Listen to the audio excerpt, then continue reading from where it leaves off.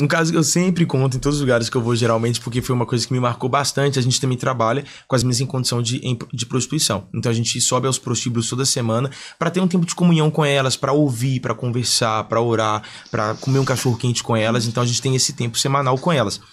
E uma dessas ocasiões a gente subiu em um quarto, eu e uma outra moça, e a gente foi conversar com uma dessas meninas. A gente conversou com elas, falou sobre o evangelho e pediu pra orar por ela. Aí ela falou, pode orar. E geralmente a gente entra pro quarto. Então ela fecha a porta, como se estivesse com um cliente, e a gente entra pro quarto pra poder ter esse tempo com ela. E ali a gente ouviu a história dela, foi ver que ela era uma menina que sofria abuso dos 12 aos 17 pelo próprio pai, que então dessa forma a mente dela, a concepção do que era sexo, do que era corpo, do valor que ela tinha se perdeu, porque o cara que era o pai, que era a pessoa responsável por guardar ela, por proteger, por não deixar que nenhum mal acontecesse com ela em relação às outras pessoas, foi o cara que promoveu os abusos.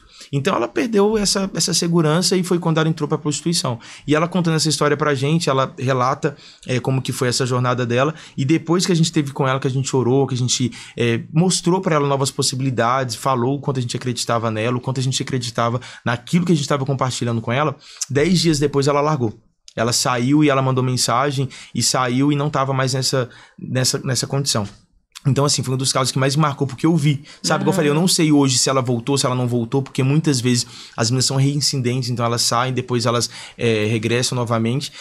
Mas eu creio que a semente foi plantada, sabe? Eu creio que algo aconteceu ali e que no tempo certo, se já não germinou, porque a gente perdeu o contato com ela, porque são muitas, muitas meninas, se não germinou, eu creio que em algum tempo oportuno vai germinar no coração dela. Aí já valeu a pena todo o trabalho, né? Demais. Só isso. Exatamente. Já valeu.